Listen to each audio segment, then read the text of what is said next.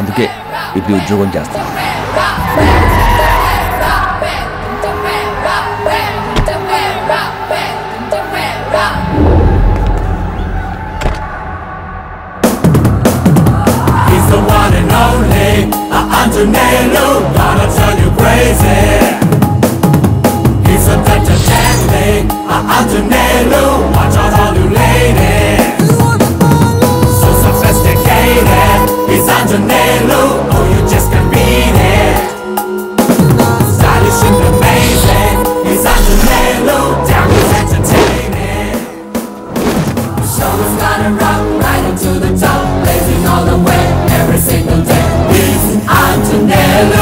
Time అవుతుంది sir. Extra చేయకు, ఎంతవరకు ఉండాలి అంతవరకే ఉండు. కుళ్ళు ఎదవా. ఈ ఫాలోయింగ్ చూసేగా కుళ్ళి ఎడుతున్నావు. ఎదవా ఎదొక్కర్రే ఎదవా. ప్లీజ్ నాకు ఇలాంటివి నచ్చావు. కళ్ళోడు తీసేస్తే ఇంకా క్లారిటీ ఉంటుంది.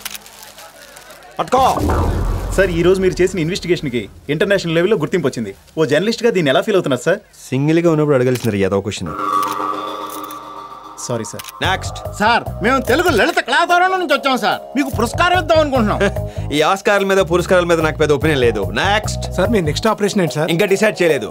డిసైడ్ అయితే డిలే ఉండదు. నెక్స్ట్ సార్, ఇలాంటి ఆపరేషన్స్ రిస్క్ అనిపించట్లేదా? రిస్క్ ఉంటేనే రిజల్ట్ ఉంటుంది. సార్, ఇప్పుడు ఎమోషన్ అవ్వకు. చూడటానికి బొద్దుగా చాలా బాగున్నావు. పాపలు కూడా అవకాశం ఇద్దాం. చెప్పండి సార్, మీరు యూత్ కి ఇచ్చే సలహాలు సందేశాలు ఏమైనా ఉన్నాయా?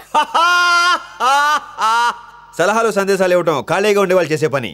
యూత్ బిజీ, నేను బిజీ. సార్, మీ ఆపరేషన్ ఇంకెన్నాళ్ళు? మీ పోరాటం ఎంతవరకు సార్? ఈ సమాజంలో కుళ్ళిపోయేంత వరకు, అవినీతి పరుల్ని ఏరి పారేసే వరకు ఎవరిని వదలను వదలను వదలను వదలను వదలను వదలను. ఏమిటి సార్ ఇది? రోజు కూర్చుని కళ్ళ కానకపోతే కష్టపడి వాటిని నిజం చేసుకోవచ్చు కదా. ఒరే కాసే, నిన్న కల్లో కేట్ విన్స్లెట్ ని అదేనా టైటానిక్ హీరోయిన్ నేను అని కలొచ్చింది. కష్టపడితే అయిపోద్దా? 1% ఛాన్స్ ఉందా?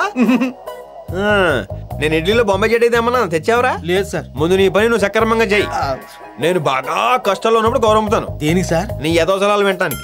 ఏ తెచ్చావు? టీ తెచ్చాను సార్. మరి పోయి